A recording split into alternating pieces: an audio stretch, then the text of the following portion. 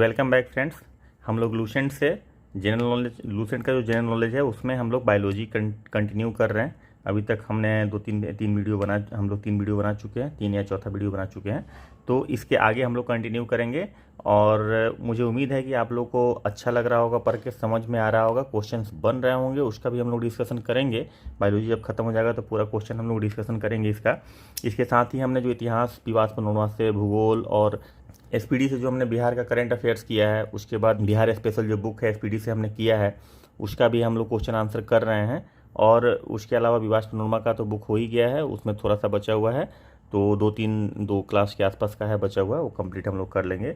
इतिहास हम लोग ऑलरेडी कर चुके हैं, थोड़ा सा हम लोग इस मोटे वाले बुक से करना बाकी रह गया है, तो छोटा छोटा मुख्य तथ्य जो है वो करेंगे। तो अभी हम लोग बायोलॉजी का जूलॉजी शुरू करेंगे आज से। तो ये बायोलॉजी में हम लोग पढ़ चुके हैं, बायोलॉजी में टर्मिनोलॉजी पढ़ चुके हैं, उसके बाद साइटोलॉजी पढ़ चुके हैं, मतलब सेल बायोलॉजी पढ़ चुके हैं, उसके बाद हम लोग पूरा का पूरा बॉटनी पढ़ चुके हैं, और बॉटनी के ही अंदर आता है जेनेटिक्स, वो भी पढ़ चुके हैं। और अब हम लोग शुरू करने वाले, पूरा बॉटनी पढ़ने के बाद अब हम लोग शुरू करने वाले यहाँ से जूलॉजी। तो आप लोग को बहुत मज़ा आने वाला है, और मेरे ख्याल से पिछले भी क्लासेस में बहुत मज़ा आया होगा, आपको पढ़ के समझ में आ रहा होगा। तो चलिए शुरू करते हैं। जो लोग नए आए होंगे वो प्लीज़ सब्सक्राइब कर लीजिएगा, लाइक कर दीजिएगा, और वीडियो अच्छी लगे तो और सब्सक्राइब कर लीजिएगा ताकि कोई भी वीडियो आप लोग को छूटे नहीं। तो चलिए अभी जूलॉजी शुरू करते हैं। तो जूलॉजी में क्या पढ़ना है? Scientific study of structure, form and distribution of animals पढ़ना होता है। जॉन रे was the scientist who developed the key for identification of animal. Animal के आइडेंटिफिकेशन के लिए, पहचान के लिए जॉन रे ने एक की डेवलप किया था। उसके बाद क्लासिफिकेशन ऑफ एनिमल आता है, एनिमल को कैसे क्लासिफाई किया गया। तो क्लासिफिकेशन ऑफ एनिमल में animal kingdom of the world is divided into 2 सब किंगडम, नॉन कोडाटा एंड कोडाटा। ठीक है, ये 2 तरह के सब किंगडम में डिवाइड किया गया है। एनिमलिया जो किंगडम था, जो 5 किंगडम क्लासिफिकेशन हम लोग पढ़ चुके हैं, उसको हम लोग सब डिवाइड करता है 2 सब किंगडम में, और उसका नाम है नॉन कोडाटा और कोडाटा।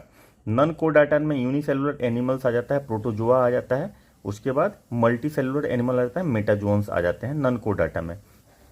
उसके बाद फिर हम लोग इसमें देखेंगे कि नॉन कोडाटा में और क्या क्या डिटेल है इसका, ये हम लोग इसमें देखेंगे। तो unicellular animals are kept in a single phylum, protozoa, whereas multicellular animals are divided into 9 phylum. मतलब यूनिसेलुलर जो है उसको सिर्फ प्रोटोजोआ के एक फाइलम में रखा गया है, और जो मल्टी सेलुलर एनिमल्स हैं उनको 9 फाइलम में टोटल डिवाइड किया गया है। Classification of animal according to Storer and Usinger. Storer and Usinger के अनुसार जो क्लासिफिकेशन हुआ है उसमें इस तरह से किया गया है। अब चलते हैं फाइलम प्रोटोजोआ से शुरुआत करते हैं। थोड़ा फास्ट चलेंगे क्योंकि ये जो नॉन कोडाटा वाला पार्ट है ये बहुत इंपॉर्टेंट नहीं होता है। ऐसा नहीं कि इंपॉर्टेंट नहीं होता है, क्वेश्चन पूछता है, लेकिन उस लेवल पे नहीं पूछता है। जब हम लोग ह्यूमन बायोलॉजी पढ़ेंगे, ह्यूमन बींग के बारे में पढ़ेंगे, तो उसमें ज़्यादा, जैसे बोटनी से सवाल रहता है उसी तरह से ह्यूमन बायोलॉजी से ज़्यादा सवाल रहता है। इससे थोड़ा कम रहता है लेकिन चांसेस रहता है, इसलिए हम लोग चांस नहीं ले सकते हैं। जब हम लोग पढ़ रहे हैं तो अच्छे से सारा कुछ एक बार देखेंगे, ताकि अगर कोई क्वेश्चन घुमा के पूछ दिया तो हमसे छूटे नहीं। चलिए तो इसमें देखते हैं फाइलम प्रोटोजोआ में मेन फीचर्स क्या होता है। यूनिसेलुलर तो ये है ही, इसका बॉडी एक सेल का बना होता है। भाई एक सेल का बॉडी कैसा बना रहता है हम लोग ऑलरेडी डिस्कस कर चुके हैं साइटोलॉजी में, तो जो लोग नहीं देखे होंगे उसको देख लीजिएगा। देयर में be 1 or more nuclei in it cytoplasm. Cytoplasm के अंदर एक से ज़्यादा न्यूक्लियस हो सकता है। इट इज पैरासाइट होता है और फ्री लिविंग हो सकता है, यानी ये किसी जीव के अंदर जिएगा या फिर अकेले भी ये जी सकता है। ऑल मेटाबॉलिक एक्टिविटीज़, जैसे फूड का लेना, उसको पचाना, उसके बाद रेस्पायरेशन, एक्सक्रीशन, उसके बाद reproduction takes place in unicellular body. एक ही बॉडी में ये सारा इवेंट होता है। इसके लिए स्पेशलाइज्ड ऑर्गन, जैसे ह्यूमन बींग में होता है ना, हार्ट होता है सर्कुलेशन के लिए, सांस लेने के लिए लंग्स होता है, रिप्रोडक्टिव सिस्टम अलग होता है, डाइजेस्टिव सिस्टम अलग होता है, एक्सक्रेटरी सिस्टम अलग होता है, हर सिस्टम स्पेशलाइज्ड होता है। इस तरह से यूनिसेलुलर में नहीं होता है। एक ही सेल का जो बॉडी है वही सारा काम करता है। तो respiration and excretion takes place by diffusion, ये डिफ्यूजन के थ्रू होता है, जाहिर सी बात है। बॉडी के अंदर कार्बन डाइऑक्साइड बढ़ेगा और ऑक्सीजन कम होगा तो कार्बन डाइऑक्साइड इन्वायरमेंट में जाएगा, और ऑक्सीजन इन्वायरमेंट से अंदर चला जाएगा। ये डिफ्यूजन के थ्रू होता है। डिफ्यूजन के बारे में हम लोग डिस्कस कर चुके हैं। इसका एग्जाम्पल अमीबा है, यूग्लेना है, ट्रिप्नोसोमा है, ठीक है। उसके बाद फाइलम आता है Porifera, phylum Porifera. All animal of this group are found in marine water and bear pores on the body. Porifera, pore मतलब पोड़ी मतलब पोर हो गया, और वो पानी में रहता है, मेरीन वाटर में रहता है पोरीफेरा का। ये मल्टी सेलुलर होता है, but cells do not take regular tissues. Multicellular होता है, बहुत सारे सेल से बना हुआ होता है, लेकिन इसमें देखिए ये सारा का जो है ना सिस्टम जो है, फाइलम प्रोटोजोआ, उसके बाद फाइलम पोरीफेरा, उसके बाद फाइलम सिलेंट्रेटा, उसके बाद फाइलम आएगा प्लेटीहेल्मिन्थ्स। ये on the basis of evolution ही है कि अरेंज किया गया है कि सिंप्लीफाइड फॉर्म में कैसे कॉम्प्लेक्स फॉर्म में बढ़ता है आगे। तो ये देखिए कि ये मल्टी सेलुलर है, लेकिन इसमें टिश्यू सिस्टम उतना डेवलप्ड नहीं होता है। न्यूमरस पोर है रहेगा, उसको ओस्टिया बोलते हैं, ठीक है ना। बहुत सारा पोर्स रहेगा इसके बॉडी पे, ठीक है ना। उसके बॉडी वॉल पे चारों तरफ से पोर रहता है। उसके बाद skeleton is made of minute calcareous और सिलिकॉन स्पाइक्यूल्स, ठीक है। स्केलेटन मतलब जो बोन वाला सिस्टम है, बोन नहीं बोलेंगे, स्केलेटन जो स्ट्रक्चर बनाने वाला बॉडी का सिस्टम है, वो कैलकेरियस मतलब जो कैल्शियम कंटेनिंग जो मटेरियल होता है उससे बना होगा, या सिलिकॉन कंटेनिंग मटेरियल से बना होगा। एग्जाम्पल इसका होता है साइकॉन और स्पॉन्ज। तो पोरीफेरा का एग्जाम्पल क्या है? साइकॉन। पोरीफेरा का एग्जाम्पल क्या है? स्पॉन्ज, ठीक है। और इसके बॉडी पे जो पोर्स होता है उसको क्या बोलते हैं? ओस्टिया। ये इंपॉर्टेंट सवाल है, याद रखेंगे। पोरीफेरा का सारा एनिमल ऑलमोस्ट मेरीन होता है, ठीक है। तो ये हो गया। उसके बाद sponges are also used as sound absorber. Sound absorber की तरह स्पॉन्जेज को यूज करते हैं, इंपॉर्टेंट है। उसके बाद फाइलम सिलेंट्रेटा कैनेडिया, इसको एडवांस वर्जन का नाम का जो एडवांस वर्जन है उसको कैनेडिया बोलते हैं, ठीक है ना। उसका मेन फीचर क्या होता है? Coelenterate present inside the body. Coelenteron मतलब लंबा सा एक हॉलो बॉडी अंदर रहता है इसके, उसको इसलिए सिलेंट्रेट बोलते हैं। सिलेंट्रेट मतलब क्या होता है? जो कॉलन होता है ना, कॉलन का उस बड़ा सा वैक्यूम टाइप का एक रहता है, बड़ा सा वॉक्यूल टाइप का। First tissue grade organisation is found, मतलब एक लेवल का टिश्यू ग्रेड ऑर्गेनाइजेशन होता है। यहाँ पे टिश्यू ग्रेड ऑर्गेनाइजेशन नहीं था पोरीफेरा में, उसके पहले तो था ही नहीं, यूनिसेलुलर था। ये पोरीफेरा मल्टी सेलुलर हुआ, लेकिन टिश्यू का फॉर्मेशन नहीं हुआ था। यहाँ पे फर्स्ट लेवल टिश्यू का ऑर्गेनाइजेशन होता है। एनिमल एक्वेटिक होता है और डिप्लोब्लास्टिक होता है। एक्वेटिक मतलब पानी में रहने वाला होता है, और डिप्लोब्लास्टिक का मतलब होता है कि 2 लेयर होता है बॉडी का, ठीक है। तो वो डिप्लोब्लास्टिक, अंदर एक पाइप के अंदर पाइप, ऐसा समझ लीजिए। तो एक मोटा पाइप, उसके अंदर एक पतला पाइप, तो डिप्लोब्लास्टिक, उसको हम समझने के लिए बोल रहे हैं। तो ये डिप्लोब्लास्टिक उसको बोलते हैं। उसके बाद around the mouth some threads like structure are found known as tentacles. Tentacles which help in holding the food, मतलब एक ऐसे प्रोजेक्शन टाइप का ऐसे कुछ रहता है, ठीक है। ऐसे मैं अगर छोटा सा फोटो बनाऊं सिलेंट्रेटा का, तो ऐसे टेंटिकल्स रहता है। ये इसका माउथ है, और यहाँ पे ये होल्ड करता है, ठीक है। और ये ऐसे टेंटिकल्स बना हुआ रहता है, इसको टेंटिकल्स बोलते हैं फूड को। इसका एग्जाम्पल क्या है? हाँ, इसके बाद बॉडी रेडियल सिमेट्री होता है, और specialised cnidoblast cell are found in catching food. Cnidoblast cell जो होता है वो फूड को पकड़ने के लिए हेल्प करता है। इसका एग्जाम्पल क्या है? हाइड्रा, जेलीफिश, सी एनिमोन। जेलीफिश तो आप लोग देखे होंगे, हाइड्रा भी देखे होंगे फोटो में एटलीस्ट। सी एनिमोन इसका एग्जाम्पल होता है, ठीक है। और हाइड्रा जो है रिप्रोड्यूस करता है बर्डिंग के द्वारा। जैसे ये बॉडी अगर मैं बनाया हूँ, तो ये बॉडी आप देखिएगा, यहाँ से छोटा सा एक बर्ड निकलेगा, और ये बर्ड यहाँ से डिटैच होकर एक नया हाइड्रा बना देगा। ये हाइड्रा का ही हमने फोटो बनाया है।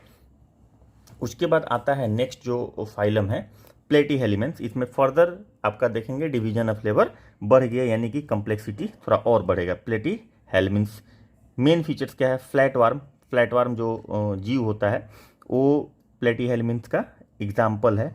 Triploblastic with no body cavity. Coelenterate में क्या था? डिप्लोब्लास्टिक था, बॉडी कैविटी होता था, इसलिए इसको सिलेंट्रेट बोलते हैं।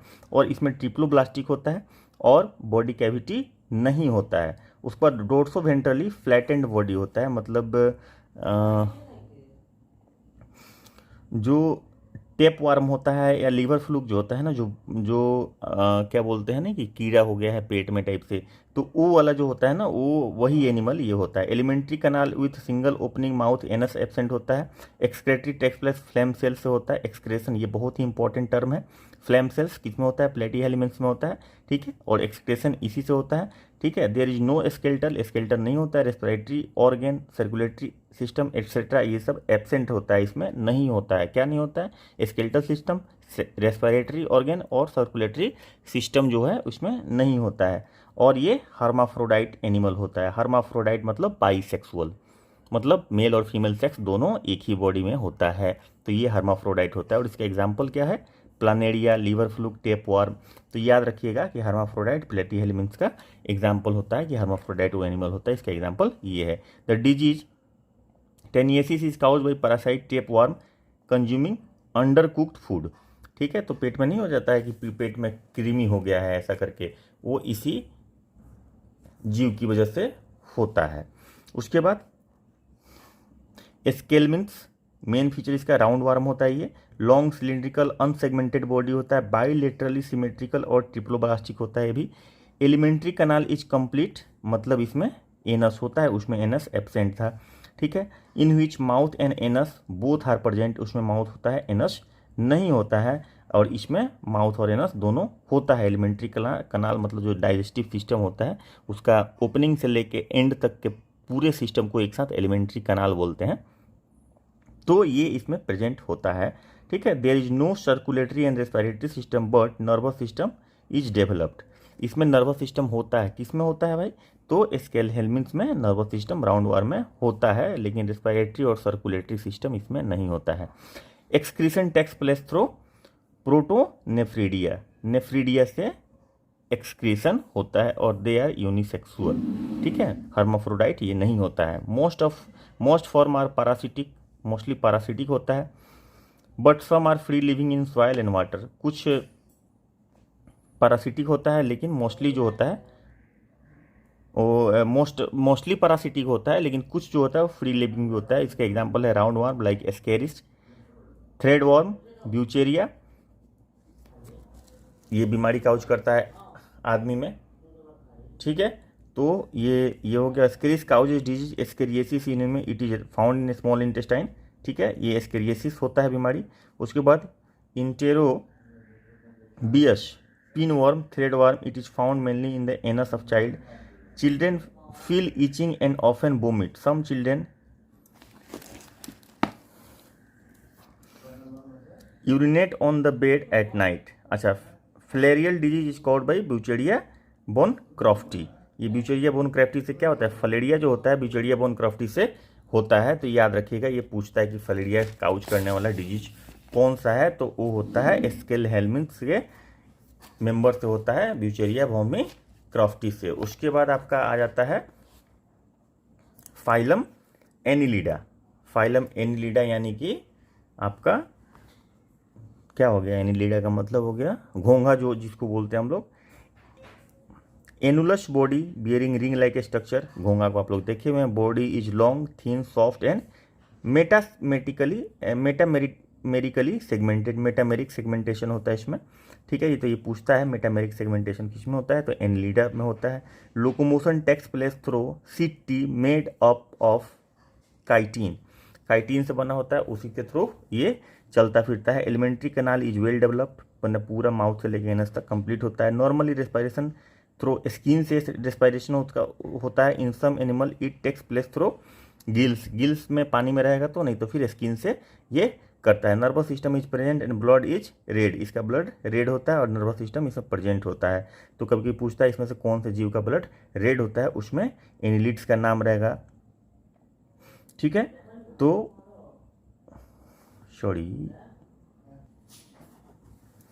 Nervous system is present and blood red होता है। एक्सक्रीशन नेफ्रीडिया से इसमें एक्सक्रीशन होता है। एक्सक्रीशन वाला याद रखिएगा, पूछता है। ट्रू सिलोम प्रेजेंट होता है इसमें। बोथ सेक्सुअल, यूनिसेक्सुअल और बाइसेक्सुअल दोनों तरह का होता है। इसको अर्थवर्म, जिसको चेड़ा बोलते हैं। नेरिस, लीच, लीच मतलब जोंक, ये एग्जाम्पल है इसका, किसका? एनी लीडा का एग्जाम्पल है ये। तो याद रखेंगे इसमें ये इसका लोकोमोटरी ऑर्गन जो है सीटी होता है, उसके काइटिन का बना हुआ रहता है, और याद रखेंगे। और वो जो नर्वस सिस्टम होता है ये प्रेजेंट होता है, ब्लड रेड होता है इसका, ठीक है, और नेफ्रीडिया से एक्सक्रीशन होता है। और उसमें क्या होता है, स्केल हेलमिंथ में प्रोटोनेफ्रीडिया से ये होता है, क्या बोलते हैं उसको, एक्सक्रीशन होता है। अर्थवार्म, नेरिस और लीच इसका एग्जाम्पल है। There are 4 pair of heart in earthworm, not true heart.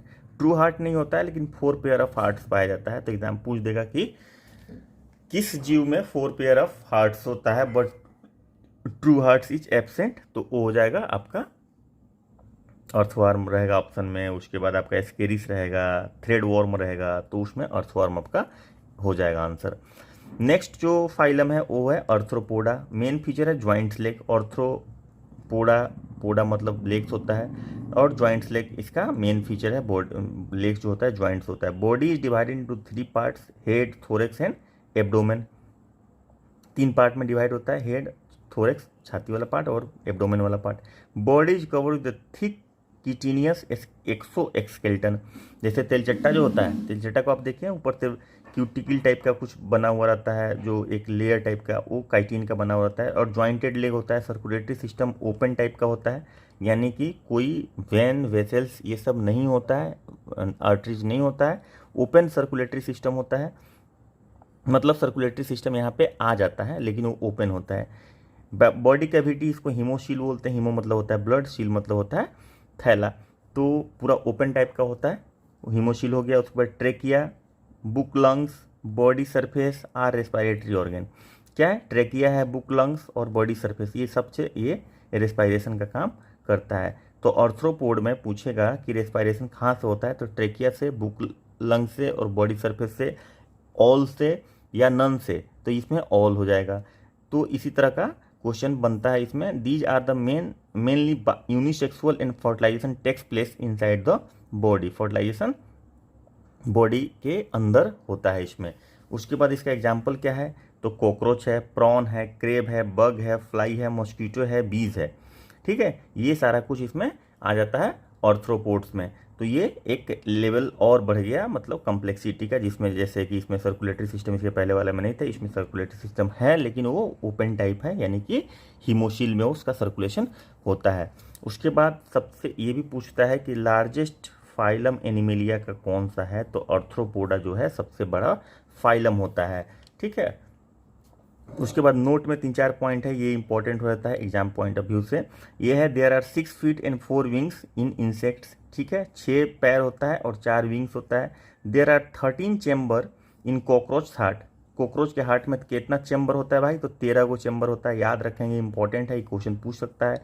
Aunt is a social animal which reflects labour division of labour, जिसको बोलते हैं कि उनका एक ड्यूटी बटा हुआ है कि किसको क्या करना है, डिवीजन ऑफ लेबर बोलते हैं। तो आंट है जो सोशल एनिमल होता है, ठीक है।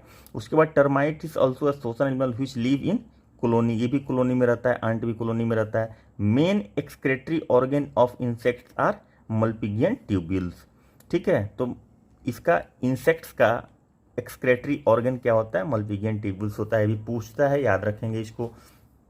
और ये सारा पॉइंट तो याद ही रखेंगे कि 13 चैम्बर हार्ट उसमें होता है। आंट एक सोशल एनिमल है, 6 पेयर लेग होता है, 6 पेयर नहीं 6 लेग होता है, 3 पेयर्स और 4 विंग्स होता है इसमें। उसके बाद सिल्क की जो obtained from pupa of silkworm, silkworm में पुप्पा से ऑब्टेन्ड किया जाता है, ठीक है ना, silk. Cockroach has white blood due to lack of pigment known as haemolymph, ठीक है ना। हीमोलिम्फ के एब्सेंस की वजह से कॉकरोच को आप मारेंगे तो उसका ब्लड कलरलेस दिखता है, वाइट टाइप का दिखता है, ठीक है, वो पिगमेंट नहीं होता है, हीमोलिम्फ नहीं होता है। उसके बाद नेक्स्ट आता है फाइलम मुलस्का, ठीक है। उसका मेन फीचर क्या है, सॉफ्ट बॉडीज एनिमल होता है। Body is soft divided into head and muscular foot. Mantle is always present in it, mantle होता है, ठीक है, कवर्ड रहता है, मतलब which secretes a hard calcareous shell around the body, पूरा सेल एक बना हुआ रहता है। Alimentary canal is well develop होता है। Respiration takes place through gills and ctenidia, gills और टेनिडिया से इसका रेस्पिरेशन होता है, किसका, तो मुलस्कस का। Blood often has the blue colour, respiratory organ pigment is called haemocyanin, blood किस कलर का होता है, इसका ब्लू कलर का होता है। कॉकरोच का मतलब कि आर्थ्रोपोड्स का ब्लड वाइट कलर का होता है, कॉकरोच का वाइट कलर का होता है, और ब्लड इसका होता है मोलस्कस का किस कलर का, तो ब्लू कलर का होता है। कौन सा उसमें पिगमेंट पाया जाता है, हीमोसाइनिन पाया जाता है, इसी के कलर की वजह से वो ब्लू कलर का होता है। ये इंपॉर्टेंट है, बहुत ही इंपॉर्टेंट, याद रखेंगे। Excretion takes place through kidney, यानी कि यहाँ पे किडनी का डेवलपमेंट हो चुका है किसमें, मोलस्कस में। उसके बाद इसका एग्जाम्पल क्या होगा, पाइला, ऑक्टोपस, लोलिगो सेक्विड, ये इसका एग्जाम्पल है। उसके बाद आप कुछ नोट्स भी दिया हुआ है जो कभी कभी पूछता है। मोलस्का का ऑप्शन दिया है, अदर नेम इसको क्या बोलते हैं, एप्लाइसिया सी रैबिट इसको बोलते हैं, डोरिस सी लेमन बोलते हैं, ऑक्टोपस डेविल फिश बोलते हैं, सेपिया कैटल फिश बोलते हैं। अच्छा, हेलियोटिस बिलोंग टू फाइलम मोलस्का, हेलियोटिस जो होता है मोलस्का से बिलोंग करता है phylum. Haemocyanin is an oxygen transport Meta low protein containing 2 atoms of copper found in the blood of Mollusca. जहाँ भी साइनिन लगेगा वहाँ पे कॉपर होगा ही होगा, कहीं भी साइनिन लगेगा मतलब कि कॉपर होगा, और इसी की वजह से इसका ब्लू कलर का ब्लड होता है। Molluscs is the second largest phylum of Animalia. तो पहला कौन था, आर्थ्रोपोडा, तो सेकेंड लार्जेस्ट पूछेगा तो आप मोलस्कस बोलेंगे। उसके बाद देखेंगे, हमेशा आप थोड़ा सा माइन्यूट ऑब्जर्वेशन करेंगे तो जो भी हम लोग डिस्कस कर रहे हैं इसमें आपको एक चीज दिखेगा कि कॉम्प्लेक्सिटी बढ़ते जा रहा है। अभी इसमें किडनी आ गया, एक्सक्रेटरी सिस्टम जो है किडनी में होता है। इसमें फाइलम एकिनोडर्माटा, एकिनोडर्माटा का स्पाइनी स्किन होगा, स्पिनी स्किन होगा। All animal of this group marine होता है, ठीक है, सारा का सारा मेरीन में होता है। वाटर वस्कुलर सिस्टम इसमें प्रेजेंट होता है। There are 2 feet for locomotion and taking food which works as sensory organ. Tube feet होता है इसमें, स्टार फिश सब इसका एग्जाम्पल होता है, तो ट्यूब की तरह इसका फिट होता है, ठीक है, और सेंसरी ऑर्गन की तरह काम करता है, सेंस ऑर्गन की तरह वो काम करता है। नेक्स्ट है, brain is not developed in nervous system, brain is not developed in nervous system, पूरा नर्वस सिस्टम डेवलप नहीं रहता है ब्रेन में। There is a special capacity of regeneration, इसमें रीजनरेट करने का कैपेसिटी होता है, यानी कि सी स्टार फिश जो होता है उसका एक पार्ट टूट जाएगा तो उससे वो नया पूरा का पूरा रीजनरेट करके नया फिश बना देता है। Sea urchin, sea cucumber, beetle, star etcetera इसका एग्जाम्पल हो गया। उसके बाद function of the Aristotle lantern is to chew the food, it is found in sea urchin, ठीक है, तो ये याद रखेंगे। उसके बाद फाइलम आ जाता है, नेक्स्ट फाइलम कोडाटा, हम लोग पढ़ रहे थे नन कोडाटा, नन कोडाटा के ये 9 फाइलम हम लोग पढ़े। अभी कोडाटा में हम लोग चलेंगे, इसमें नोटोकोड प्रेजेंट होता है। नोटोकोड मतलब रीढ़ की हड्डी का जो एक्सटेंशन होता है जिससे बनता है रीढ़ का हड्डी, वो इसमें होता है, और उसमें नोटोकोड नहीं होता है, इसीलिए इसमें कोडाटा बोलते हैं, उसको नॉन कोडाटा बोलते हैं, ठीक है। All chordates are triploblastic, coelomate and bilaterally symmetrical, ये कैरेक्टर है सारे कोडाटा का, ठीक है। A dorsal hollow tubular nerve cord and paired pharyngeal gill slits are the other feature of chordates, ठीक है ना। According to classification there are 2 subphyla in कोडाटा, प्रोटोकोडाटा एंड वर्टिब्रा, ठीक है, तो प्रोटोकोडाट्स एंड वर्टिब्रेटा। तो अब इसमें भी हम लोग नॉन कोडाटा में भी 2 है, प्रोटोकोडाट्स एंड वर्टिब्रा, ठीक है। तो अब प्रोटोकोडाट्स हम लोग पढ़ेंगे कि जो इनिशियल लेवल पे कोडाटा था वो कैसा था, उसमें कौन कौन सा आता है, तो पीसेस आता है, पीसेस मतलब फिश हो गया, एक्वेटिक लाइफ होता है इनका। All are cold blooded, cold blooded होता है। कोल्ड ब्लडेड क्या होता है हम लोग ऑलरेडी डिस्कस कर चुके हैं प्रीवियस वीडियोज में, तो जो लोग नहीं देखे हैं, जो लोग नए आए हैं वो लोग उसको देख लेंगे और सब्सक्राइब जरूर कर लेंगे ताकि कोई वीडियो मिस नहीं हो। और जो लोग देख चुके हैं उनको याद अगर नहीं होगा तो फिर से देखेंगे और समझेंगे कि कोल्ड ब्लडेड में उस समय क्यों थ्रस्ट देके बोला था, क्योंकि आएगा आगे, और ये आ गया यहाँ पे। तो ऐसे मैं बता देता हूँ कि कोल्ड ब्लडेड एनिमल वैसे एनिमल होते हैं जिनका बॉडी टेम्परेचर इन्वायरमेंट के थ्रू रेगुलेट होता है, यानी कि इन्वायरमेंट का टेम्परेचर बढ़ेगा तो उनका बॉडी का टेम्परेचर बढ़ जाएगा। लेकिन हम लोग में ऐसा नहीं है, ह्यूमन बीइंग में ऐसा नहीं है, हमारा बॉडी टेम्परेचर कांस्टेंट होता है। कितना बॉडी टेम्परेचर है प्रीवियस वीडियो में हमने बताया था। Its heart only pump impure and और deoxygenated blood. Heart is made up of 2 chamber, 2 chamber heart होता है किसमें, पीसेस में, ठीक है।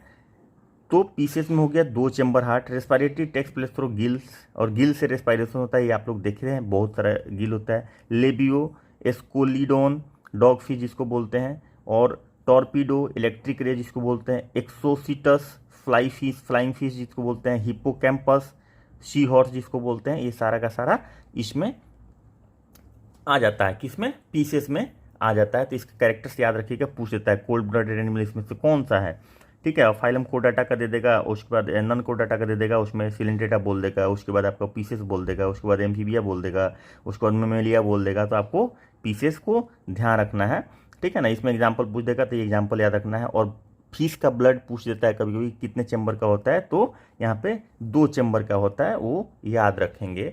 इंपॉर्टेंट पार्ट है ये, क्वेश्चन इससे बनता है और खूब बनता है, खूब पूछता है। उसके बाद आता है नेक्स्ट जो सब फाइल है वो है एम्फीबिया। एम्फीबिया का मतलब होता है ऐसे जानवर जो लैंड और वाटर दोनों में रहते हैं, उसको एम्फीबियंस बोलते हैं, उसके मेंबर को एम्फीबिया बोलते हैं। मेन फीचर क्या है, found both on land and water, लिखा भी हुआ है। All this creatures are amphibians. इसके एम्फीबिया में के सारे एम्फीबियंस होते हैं और सारे के सारे कोल्ड ब्लडेड होते हैं। अभी भी कोल्ड ब्लडेड का ही सीरीज चलेगा, जहाँ से बंद होगा वहाँ पे मैं फिर से याद दिला दूंगा कहाँ तक कोल्ड ब्लडेड एनिमल्स हैं। Respiration takes place through gills, gills से रेस्पायरेशन होता है, स्किन से भी होता है और लंग्स से भी होता है, ठीक है। Heart has 3 chamber. अब एम्फीबिया में हार्ट 3 चैम्बर हो गया, 2 यूरिकल्स एंड 1 वेंट्रिकल्स, ठीक है। ये भी याद रखिएगा कि हार्ट, जैसे हम लोग का जो हार्ट है वो वेल डेवलप्ड हार्ट है, उसमें 4 चैम्बर होता है, 2 यूरिकल और 2 वेंट्रिकल होता है, ठीक है। लेकिन यहाँ पे अभी 3 चैम्बर्स आया है, 2 यूरिकल्स और 1 वेंट्रिकल्स आया है, तीसरा चौथा वेंट्रिकल्स नहीं आया। इसका एग्जाम्पल क्या है, फ्रॉग, नेक्ट्यूटर्स, टोड, उसके बाद salamander etcetera. During hibernation frog respire through skin, ठीक है। अब हाइबरनेशन यहाँ पे है, एस्टिवेशन एक टर्म आता है, एक हाइबरनेशन टर्म आता है फ्रॉग के लिए। तो हाइबरनेशन का मतलब होता है कि जाड़े के दिनों में फ्रॉग कहाँ रहता है।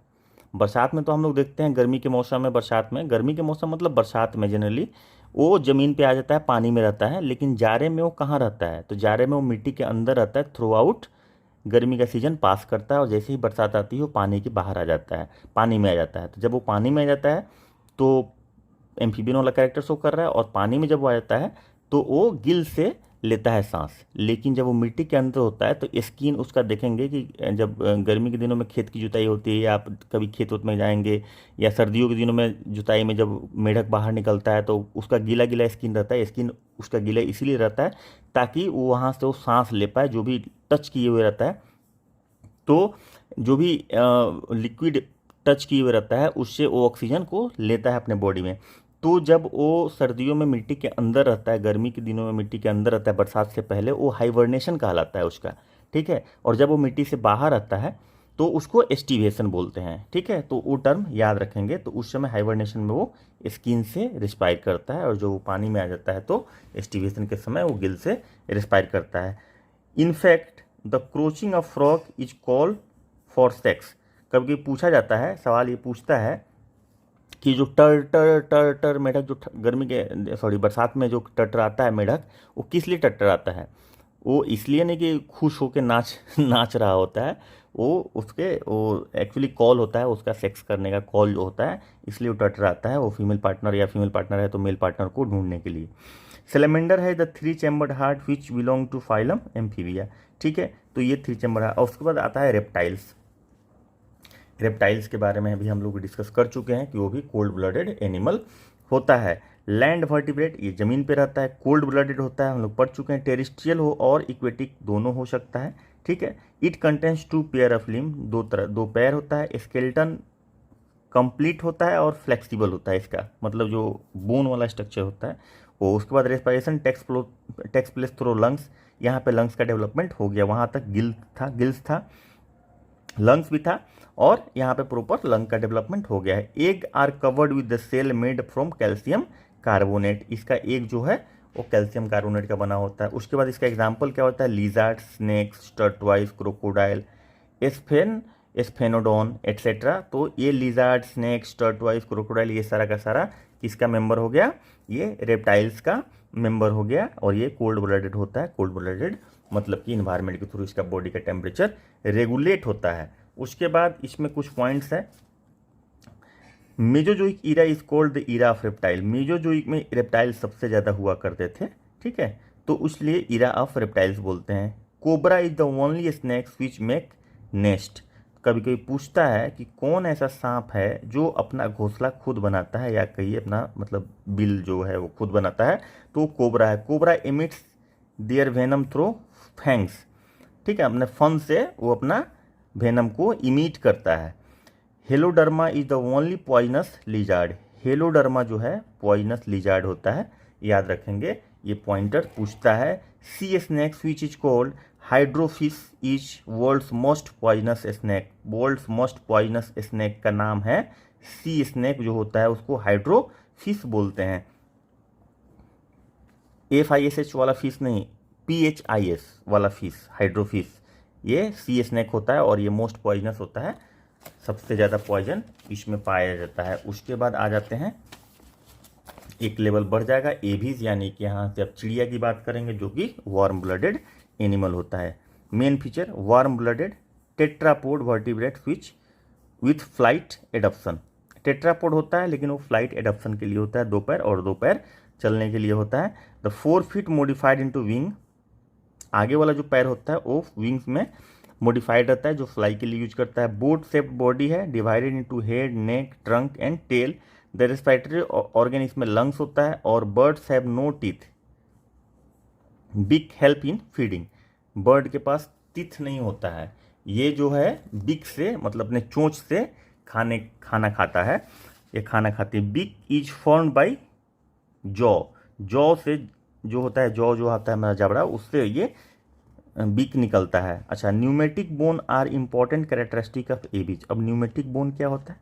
न्यूमेटिक बोन हॉलो होता है, बोन के बीच में ना, जैसे ह्यूमन बीइंग में या कोई भी जानवर में आप देखेंगे हायर एनिमल्स में कि उसमें मैट्रिक्स भरा हुआ रहता है, लेकिन ये जो बर्ड्स का जो भी जो बोन होता है उसमें मैट्रिक्स नहीं रहता है, बहुत ही कम रहता है, मतलब मोस्टली वो अंदर मतलब पूरा खाली ही रहता है। वो इसलिए रहता है कि उसमें एयर भरेगा तो बायोन्सी फोर्स लगेगा ताकि वो बॉडी को हल्का करे और फ्लाइट करने में, उनको उड़ने में उनका हेल्प करे। तो उस बोन को जो हॉलो रहता है उसको न्यूमेटिक बोन बोलते हैं, तो उनमें पाया जाता है।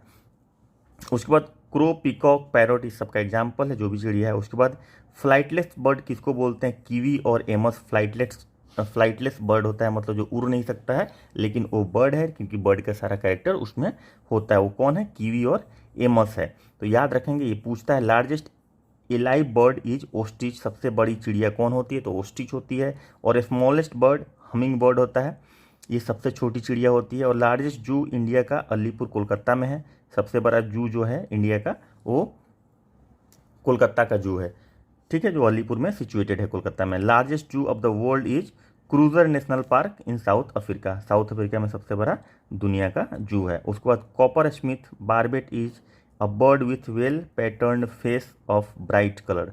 तो कॉपर स्मिथ बारबेट जो है बर्ड जो है इसका ब्राइट कलर का फेस होता है। उसके बाद जो आता है वो आता है मेमेलिया।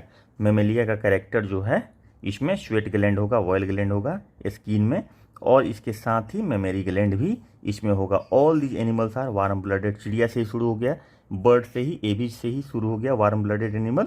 इसके पास जो होता है हार्ट, वो 4 चैम्बर्ड हार्ट होता है, ठीक है ना। Tooth comes twice in this animal, diphyodont इसको इसीलिए बोलते हैं, टूथ 2 बार आता है ना, ये कहा जाता है कि दूध का दांत टूटने के बाद दोबारा दांत निकलता है, तो डाइफिकोडोंट दोबारा दांत निकलता है, इसलिए डाइफिकोडोंट हो गया। There are two nucleus in its red blood capsules except in camel and llama. 2 nucleus होता है रेड ब्लड कैप्सूल आरबीसी में, 2 ब्लड न्यूक्लियस होता है आरबीसी में, लेकिन कैमल में नहीं होता है। स्किन मैमल्स का होता है, उसमें हेयर होता है, skin of mammals have hairs, ठीक है। तो ये अब आपको कैरेक्टर समझ में आने लगेगा, क्योंकि सारा का सारा लगभग ह्यूमन बीइंग का कैरेक्टर इसमें दिखेगा। एक्सटर्नल ईयर मतलब पिन्ना, जो बाहर हम लोग का कान जो दिखता है एक्चुअली उसका नाम पिन्ना है, ठीक है, वो मैमल्स में पाया जाता है। Pinna is present in mammal, pinna मतलब जो कान जो बाहर दिखता है एक्चुअली वो कान नहीं है, कान उसके अंदर है, जो छेद होता है जहाँ से ईयर ड्रम होता है उसको कान बोलते हैं, लेकिन उसका जो एक्सटेंशन है बाहर उसको पिन्ना बोलते हैं। मैमल्स आर डिवाइडेड इनटू 3 सब क्लासेस, अब 3 तरह के क्लास में डिवाइड किया गया है, प्रोटोथेरिया, मेटाथेरिया, यूथेरिया। प्रोटोथेरिया में एकिडना है, मेटाथेरिया में कंगारू है, और यूथेरिया में ह्यूमन बींग एग्जाम्पल हो जाता है। ठीक है, इट लेज एग, प्रोटोथेरिया अंडा देता है, एकिडना इसका एग्जाम्पल है। Metatheria bears immature child, immature child को बियर करता है, कंगारू इसका एग्जाम्पल है, आप लोग जानते हैं। Eutheria bears well developed child, ठीक है, वेल डेवलप्ड चाइल्ड को बियर करता है, और ये ह्यूमन बींग में होता है। उसके बाद dolphin is an example of class mammal, group of dolphin is called pod. Dolphin के ग्रुप को क्या बोलते हैं? पोड बोलते हैं। और डॉल्फिन फिश है, लेकिन ये एक्चुअली ये मैमल है, फिश है नहीं, ये मैमल है, लेकिन वो एडॉप्टेड है वाटर से, इसलिए उसको हम लोग फिश की तरह कहते हैं कि मछली है डॉल्फिन, लेकिन वो एक्चुअली मैमल है बायोलॉजिकली। अच्छा, in mammal the highest body temperature is of goat. Goat का सबसे ज़्यादा बॉडी टेम्परेचर होता है किसमें? मैमल्स में। वो एवरेज बॉडी टेम्परेचर होता है 39 डिग्री सेल्सियस। और एकिडना और duck billed platypus are the egg line animal. अब ये एक्सेप्शन है कि एकिडना, जैसे इसमें एकिडना किस में था आपका? प्रोटोथेरिया में था, तो उसमें एग देता है वो। और डक बाइल्ड प्लेटिपस जो है वो एग लाइंग मैमल होता है। अब एग लाइंग मैमल भी पूछता है कि एकिडना और duck billed platypus egg laying mammals है। उसके बाद ctenophora, a phylum of invertebrate animals, are also known as comb jellies. ठीक है, कम्ब जेलीज उसको बोलते हैं, ठीक है ना, कि टिनोफोरा जो फाइलम है उसको इनवर्टिब्रेट का, उसको कम्ब जेली बोलते हैं। उसके बाद pH range of human body is 7.35 से 7.45, मैंने 7.5 के आसपास पीएच होता है। उसके बाद allantois of mammalian embryo to help in respiration. Allantois जो होता है मेमेलियन एम्ब्रियो में, वो रेस्पायरेशन करने में हेल्प करता है। एक्सक्रीशन इन हेमिकोडाक्टा takes place in glomerulus. Glomerulus actually एक पार्ट है जो किडनी के अंदर पाया जाता है, तो वो हेमिकोडाक्टा में उसमें एक्सक्रीशन होता है। Smallest man like ape is ओर्गोटम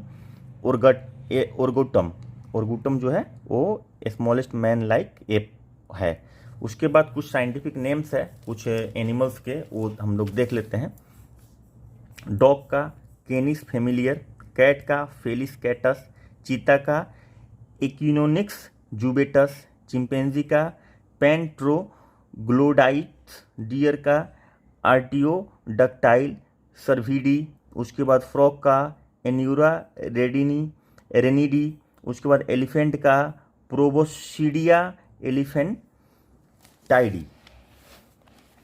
उसके बाद इसी तरह से और भी इधर जानवर का नाम है, साइंटिफिक नेम और कॉमन नाम इधर दिया हुआ है, तो हम लोग एक नज़र देख लेते हैं। जिराफ का है, ये गोट का है कैप्रा हरकस। उसके बाद हाउस फ्लाई मूसा डोमेस्टिका हो गया। हॉर्स का एक्यूस केबेलस हो गया। लायन का पेंथोरा लियो हो गया। पैंथर का पेंथोरा पार्डस हो गया। रैबिट का लेपोराइडी क्यूनिकुलस हो गया। टाइगर का पेंथेरा टिग्रिस हो गया। शी हॉर्स का हिपोकैम्पस सिनगेनथाइडी हो गया। उसके बाद राइनोसिरस का पेरिसोडेंटाइल सिरोडेई हो गया। उसके बाद जेब्रा का इक्विडी बर्चेली हो गया। उसके बाद पीक का आर्टियोडक्टाइला शुडाई हो गया। उसके बाद माउस का रोडेंसिया म्यूरिडी हो गया।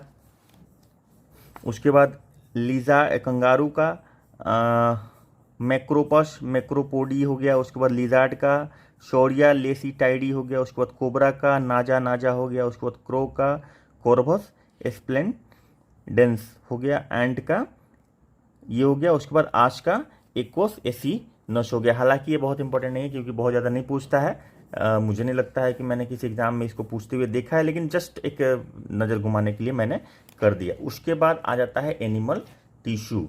एनिमल टिश्यू हम लोग यहाँ से पढ़ेंगे कि एनिमल टिश्यू में क्या होता है। हाँ, तो animal tissue can be divided into following category. ठीक है, तो हम लोगों ने एनिमल का क्लासिफिकेशन पढ़ लिया, अभी हम लोग टिश्यू पढ़ रहे हैं। 4 तरह का है, epithelial tissue, connective tissue, muscular tissue और नर्वस टिश्यू।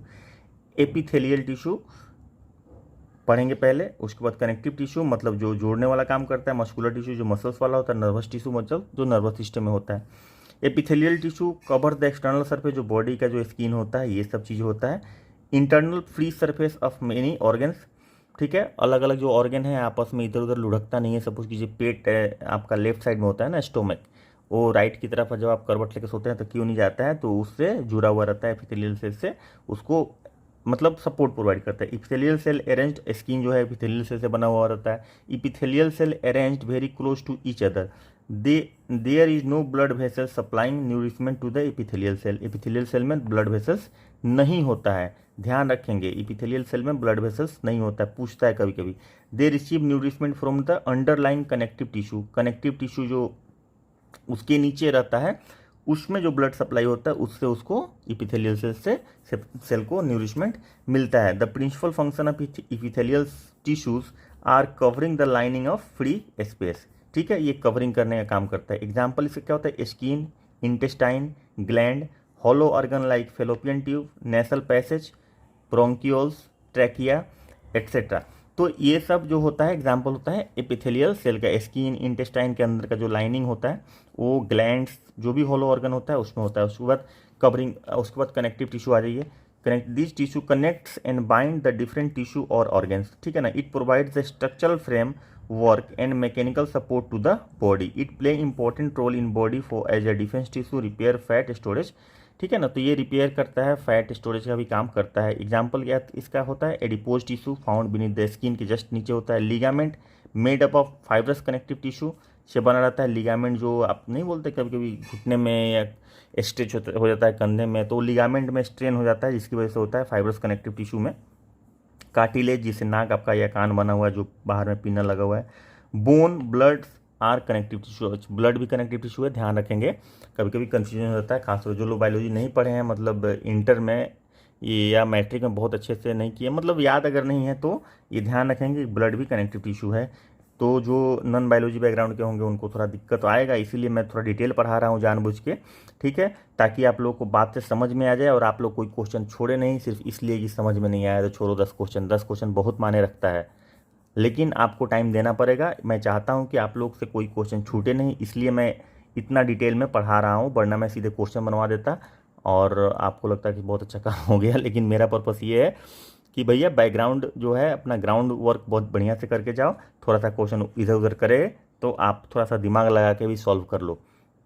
इसलिए थोड़ा पढ़ के जाएंगे तो आप कनेक्ट कर पाएंगे, कनेक्शन बना पाएंगे, एक दूसरे में कनेक्शन बना पाएंगे, एक दूसरे टॉपिक में कनेक्शन बना पाएंगे, या फिर सोच पाएंगे, लॉजिक लगा पाएंगे। तो ligament is a fibre tissue which connects bone to bone. अब लिगामेंट का स्पेशलाइज्ड काम है जो बोन से बोन को कनेक्ट करता है, और टेंडन क्या करता है, मसल से बोन को कनेक्ट करता है। ये पूछता है कि मसल से बोन को कनेक्ट करने वाले टिश्यू को क्या बोलते हैं, तो उसको टेंडन बोलते हैं। मसल से बोन को कैसे कनेक्ट करता है, मसल से बोन को कैसे कनेक्ट करता है, तो जो चिपका हुआ रहता है ना बोन पे मसल्स, उसको कैसे कनेक्ट करता है, तो वो टेंडन से कनेक्ट करता है। लिगामेंट क्या होता है, वो बोन से बोन को, जैसे कि अगर आर्म की बात करें तो अपर ये फोर आर्म और जो बाँ होता है ऊपर में, मतलब केहनी के ऊपर और केहनी के नीचे वाला जो पार्ट होता है उसको जो जोड़ता है, या घुटने के पास जो जोड़ता है, तो वहाँ पे लिगामेंट होता है, ठीक है ना, बोन टू बोन कनेक्ट करने के लिए। और tendon bone to muscles connect करने के लिए, याद रखिएगा, बहुत इंपॉर्टेंट है ये। मस्कुलर टिश्यू में आ जाइए, मेरे ख्याल से दिख रहा है प्रॉपर, हाँ। This is also known as contractile tissue. All muscles of the body is made up of this tissue. सारा मसल्स जो है बॉडी का किससे बना है, तो मस्कुलर टिश्यू से बना हुआ है। ये 3 तरह का है, अनस्ट्रिप्ड, स्ट्रिप्ड और कार्डियक। ये कार्डियक जो मसल्स होता है ना, ये हार्ट का जो मसल्स होता है उसको कार्डियक मसल्स बोलते हैं, ठीक है। तो थोड़ा लाइट का इश्यू हो जाता है, एक्चुअली क्या है कि मैं फ़ोन से ही रिकॉर्ड कर रहा हूँ, अभी हमारे पास जुगाड़ नहीं है, लेकिन मेरा पर्पस ये है कि आप लोग से कुछ छूटे नहीं, इसलिए मैंने फ़ोन से ही रिकॉर्डिंग जुगाड़ लगा के शुरू किया है। तो आप लोग का सपोर्ट भी इसमें चाहिए होगा ताकि इसको थोड़ा सा बढ़िया से किया जा सके। एनीवे, तो अभी चलते हैं अनस्ट्रिप्ड मसल्स क्या होता है।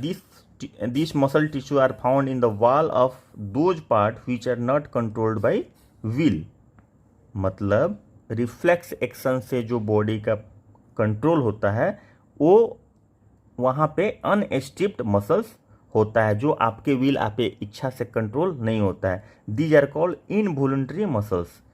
अनस्ट्रिप्ड मसल्स को इनवॉलंटरी मसल्स बोलते हैं, मतलब वॉलंटरी मतलब स्वेच्छा से, और इनवॉलंटरी मतलब जिस पे आपका कंट्रोल नहीं है, इनवॉलंटरी हो गया। लाइक एलिमेंट्री कनाल, एलिमेंट्री कनाल का जो मसल्स है, तो वो जो मूवमेंट होता है वो आपके कंट्रोल में नहीं होता है, वो ऑटोमेटिक होता है।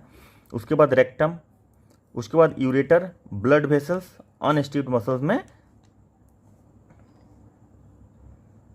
अपने आप ये मूवमेंट होता है, ठीक है।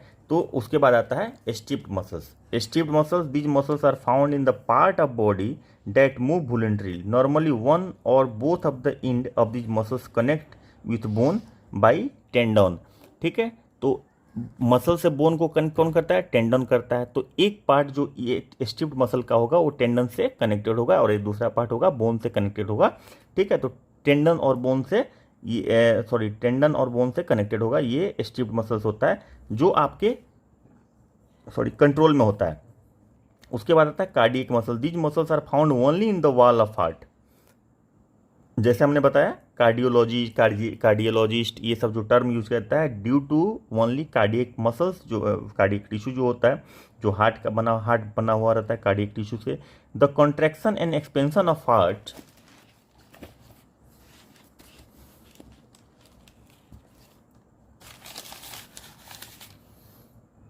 is due to these muscles that move throughout the life without fail। ये कॉन्ट्रैक्शन जो हार्ट जो धड़कता है वो इसी मसल्स की वजह से होता है, जो थ्रू आउट लाइफ होता है, बिना थके हुए लगातार पूरे जीवन तक ये करते रहता है। There are over 650 skeletal muscle in the body. कितना स्केलेटल मसल है बॉडी में? तो 650। और बोन कितना होता है बॉडी में? बोन कितना होता है बॉडी में? आप लोग को पता होगा तो कमेंट करके बताइएगा। वैसे मैं बता देता हूँ, 206 एडल्ट में होता है और चाइल्ड में 208 होता है। 2 बोन फ्यूज कर जाता है।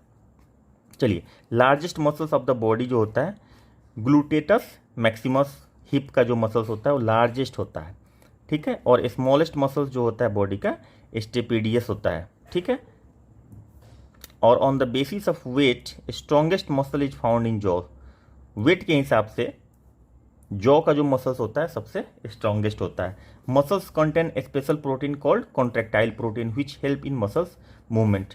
ये कॉन्ट्रैक्टाइल प्रोटीन पतला पतला स्ट्रिप टाइप का होता है, ऐसे ऐसे, और ये कॉन्ट्रैक्ट करता है। जब ये कॉन्ट्रैक्ट करता है तो ये जो है ना, ये जो लाइन ये अंदर की तरफ जाता है और ये लाइन इधर की तरफ जाता है, तो ये इसका लंबाई छोटा हो जाएगा, यहाँ से यहाँ तक की जगह पे यहीं तक रह जाएगा।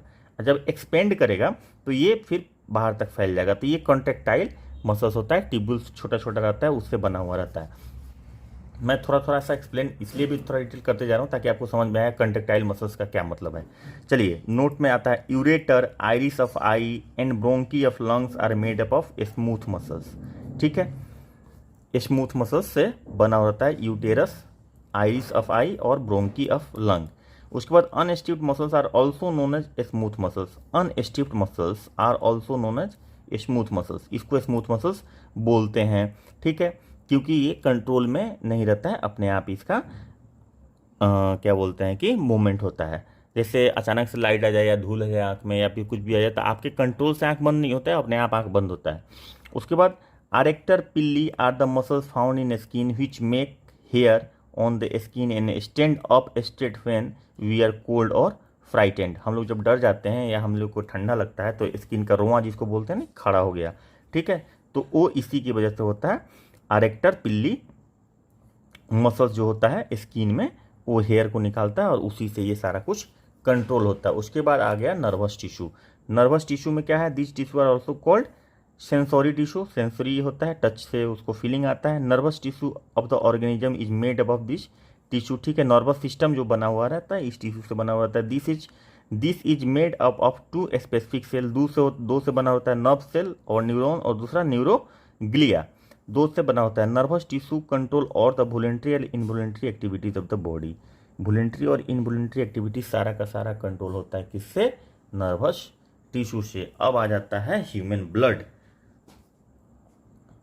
शुरुआत के क्लासेस में बॉटनी में, मॉर्फोलॉजी में या एनाटॉमी में, जहाँ पे हम लोग बॉडी स्ट्रक्चर पढ़ रहे थे, सेल्स के बारे में, जैसे एपिथेलियल सेल, इसमें थोड़ा सा आपको लग रहा होगा कि थोड़ा सा मतलब क्या बोलते हैं कि याद करने वाला ज़्यादा चीज़ है, लेकिन याद करने के साथ साथ समझने वाला भी चीज़ है। अब मज़ा आपको ज़्यादा यहाँ से आएगा। तो कंसंट्रेशन लूज नहीं करना है, कंसिस्टेंसी लूज नहीं करना है, लगातार पढ़ते रहिए, बहुत मज़ेदार होने वाला है। ठीक है, और उम्मीद करते हैं कि जो लोग लगातार पढ़ेंगे, मुझे उम्मीद तो है कि सारे लोग पढ़ रहे होंगे, और जो यहाँ तक वीडियो देख रहे होंगे जनरली वो राइटली बहुत सिंसियर कैंडिडेट होंगे, और अगर सब कुछ ठीक ठाक रहा तो डेफिनेटली रिजल्ट होगा, क्योंकि इतना मेहनत कर रहे हैं तो जाहिर सी बात है कि होना चाहिए रिजल्ट।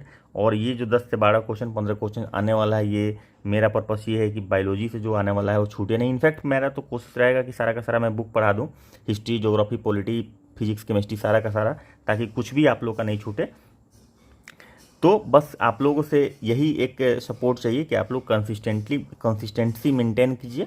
ठीक है, जुड़े रहिए लगातार, और कोई कन्फ्यूज़न हो तो आप लोग कमेंट यार नहीं करते हो, आप लोग कमेंट कीजिए, ताकि हमें पता चले कि आपको यहाँ दिक्कत आ रही है, ज़रूरत पड़ेगी तो उसको फिर से हम एक्सप्लेन करेंगे, या फिर कुछ और ऐड करना होगा, कुछ अलग तरीके से पढ़ाना होगा, या फिर आपको फास्ट ही चाहिए कि बहुत फास्ट हमको पढ़ा दीजिए, तो भी हम कर देंगे, लेकिन उसके लिए आपको कमेंट में लिखना पड़ेगा। Blood is a type of fluid connective tissue है ब्लड, हम लोग पहले पढ़ चुके हैं, और ये फ्लूइड कनेक्टिव टिश्यू है। The quantity of blood in the human body is approximately 7 to 8% of the total body weight of an adult. एक एडल्ट का 7 से 8% जो बॉडी वेट होता है वो ब्लड होता है। This is a dissolution of base whole pH 7.4। तो ब्लड का pH पूछता है, खूब पूछता है, कितना होता है, 7.4 होता है। There is average 5 to 6 litre of blood in human body, 5 से 6 लीटर ह्यूमन बॉडी में होता है। फीमेल में ये 4 से 5 लीटर होता है, थोड़ा कम होता है मेल से। साइज ऑफ द बॉडी की वजह से डिफरेंस होता है, प्लस ब्लड डिस्चार्ज होता है ड्यूरिंग मेंस फीमेल में, तो उसकी वजह से भी फीमेल में ब्लड का कमी रहता है। ठीक है, तो ये साइज तो एक बड़ा हो गया, चूँकि मसल्स का उतना ज़्यादा वो डेवलपमेंट नहीं रहता है, तो ब्लड यहाँ पे फीमेल्स में ब्लड जो होता है 4 से 5 लीटर होता है, और मेल में जो होता है वो 5 से 6 लीटर ब्लड होता है। उसके बाद स्प्लीन जो होता है ब्लड को स्टोरेज के ऑर्गन की तरह काम करता है। तो ब्लड स्टोरेज ऑर्गन कौन होता है बॉडी में, तो स्प्लीन होता है। हार्ट और आर्टरी मार के नहीं आइएगा, ठीक है, स्प्लीन होता है। नहीं, बहुत लोग ऐसे सोचते होंगे ना कि हार्ट में ब्लड रहता है, हार्ट ही तो पंप करता है, तो हार्ट ही रखता होगा, तो हार्ट में ब्लड रहता नहीं है। हार्ट का काम है सिर्फ ब्लड को पंप करना, इसके अलावा हार्ट का दूसरा कोई काम नहीं है, और पंप करने के लिए ही उसको धड़कना पड़ता है। ठीक है, blood is consist of 2 part, plasma होता है, दूसरा कॉप्सल्स होता है। अब ब्लड प्लाज्मा और ब्लड कॉप्सल्स ये अलग अलग देखेंगे हम लोग। प्लाज्मा क्या होता है, this is the liquid part of the blood, 60% of the blood is plasma. ठीक है, it's 90% part is water, 7% protein होता है, 0.9% सॉल्ट होता है, और 0.1% ग्लूकोज होता है। ठीक है, तो ये आपका क्या हो गया, रिमेनिंग सब्सटेंस जो होता है वेरी लो क्वांटिटी में होता है। तो मोस्टली जो होता है 60% प्लाज्मा होता है ब्लड में, और बाकी 40% जो होता है उसमें कैप्सल्स होता है, ब्लड सेल्स होता है, वाइट ब्लड कैप्सल्स, उसके बाद रेड ब्लड कैप्सल्स। तो ये अब प्लाज्मा का 90% जो होता है वाटर होता है, 7% प्रोटीन होता है, याद रखिएगा। ठीक है, अब फंक्शन ऑफ प्लाज्मा क्या है ये देख लीजिए। तो ट्रांसपोर्टेशन ऑफ डाइजेस्टेड फूड का ट्रांसपोर्टेशन करता है डाइजेस्टेड फूड का, hormones, excretory product etcetera from one part of the body to another part, मतलब कि एक जगह से दूसरी जगह पहुंचाता है डाइजेस्टेड फूड का, यानी कि ग्लूकोज का। उसके बाद एक्सक्रेटरी प्रोडक्ट जो बाई प्रोडक्ट होता है पाचन का, उसको यहाँ से वहाँ वो पहुँचाता है जहाँ पे। उसके बाद serum, when fibrinogen and protein is extracted out from plasma, the remaining plasma is called serum. क्या क्या निकाल लीजिए, फाइब्रिनोजेन निकाल लीजिए, और प्रोटीन यहाँ से अगर निकाल देते हैं तो जो बचता है वो सेरम कहलाता है। ठीक है, तो कभी कभी ये भी पूछता है ब्लड प्लाज्मा, ये सब बहुत इंपॉर्टेंट पार्ट अभी हम लोग गुजर रहे हैं, इसलिए यहाँ वीडियो स्किप करना मतलब कि क्वेश्चन मिस करने के बराबर है, इसलिए प्लीज़ स्किप नहीं कीजिएगा। जो लोग नए आए होंगे सब्सक्राइब जरूर कर लीजिएगा ताकि कुछ छूटे नहीं। This is the remaining 40% part of the blood which is divided into 3 part. Blood corpuscles जो है, जो 60% प्लाज्मा होता है 60%, और 40% ब्लड कैप्सल्स होता है, उसमें ये 40% में होता है। इसमें 3 पार्ट होता है, रेड ब्लड कैप्सल्स होता है, वाइट ब्लड कैप्सल्स होता है, और ब्लड प्लेटलेट्स होता है। ठीक है, तो ऐसे अगर देखें तो पूरे ब्लड का कितना पार्ट होता है, प्लाज्मा हो गया, उसके बाद आरबीसी, डब्ल्यूबीसी और ब्लड प्लेटलेट्स, ये 4 पार्ट हो गया। ठीक है, अब जाते हैं रेड ब्लड कैप्सूल्स देखते हैं, बहुत ही इंपॉर्टेंट है, बहुत बड़ा रोल लाइफ रेगुलेट करने में ये प्ले करता है। तो इसको देखते हैं, इसमें क्या है। Red blood capsules RBC of mammal is by concave. ठीक है, बाई कॉनकेव मतलब ऐसा होता है, दोनों तरफ से कॉनकेव स्ट्रक्चर होता है। जैसे कि ऐसा समझ लीजिए 2 चम्मच को आपस में उल्टा चिपका दिया जाए तो जो उसका हेड होता है चम्मच का जैसा दिखेगा वैसा ही इसका स्ट्रक्चर होता है, बाई कॉनकेव होता है। There is no nucleus. ठीक है, न्यूक्लियस इसमें नहीं होता है। कैमल और लामा को छोड़ के new RBC is formed in red bone marrow. Bone marrow में नया आरबीसी बनता है। तो बोन आरबीसी कहाँ बनता है, तो बोन म्यूरो में ये भी सवाल पूछता है। कैमल और लामा में न्यूक्लियस होता है, इसमें there is no nucleus. Nucleus नहीं होता है, न्यूक्लियस इसीलिए नहीं होता है ताकि वो जैसे ही आरबीसी मैच्योर होता है, जैसे आरबीसी बना तो न्यूक्लियस रहता है, फिर धीरे धीरे धीरे धीरे गायब हो जाता है और न्यूक्लियस हटने के बाद पूरा जगह जो खाली हो जाता है उसमें हीमोग्लोबिन जगह ले लेता है। अगर न्यूक्लियस रहेगा तो हीमोग्लोबिन को जगह नहीं मिलेगा। ठीक है, तो हीमोग्लोबिन की जगह नहीं मिलेगा तो ऑक्सीजन कैरिंग कैपेसिटी भी ब्लड की कम हो जाएगी। इसीलिए ब्लड के मैक्सिमम क्या बोलते हैं कि ऑक्सीजन कैरिंग कैपेसिटी होने के लिए उसका हीमोग्लोबिन होना जरूरी है और उसके लिए न्यूक्लियस नहीं होना जरूरी है, तो इसलिए न्यूक्लियस नहीं होता है। ठीक है, और ब्लड मैच्योर जो आरबीसी है इसका लाइफ स्पेन दिया होगा 20 दिन से 120 दिन, 20 दिन से 120 दिन होता है, मतलब मैक्सिमम 120 दिन होता है। और ये किसका होता है, रेड ब्लड कैप्सूल्स का होता है, आरबीसी का।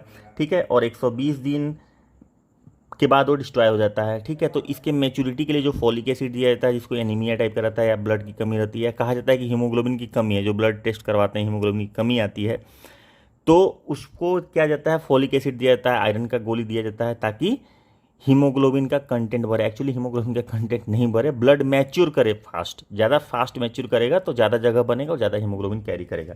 चलिए, its destruction takes place in liver and spleen.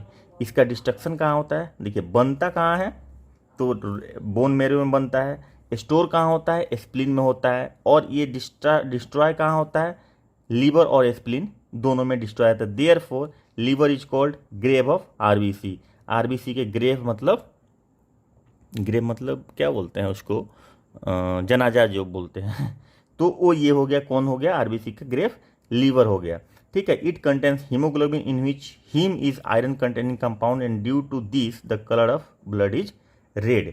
तो ब्लड का रेड कलर, आरबीसी का रेड कलर क्यों होता है, तो हीमोग्लोबिन कंटेन होता है और हीमोग्लोबिन में आयरन कंपाउंड पाया जाता है हीमोग्लोबिन में, जिसकी वजह से ब्लड का कलर रेड होता है। तो यहाँ से बहुत सारा क्वेश्चन बनता है, आप लोग याद रखेंगे। उसके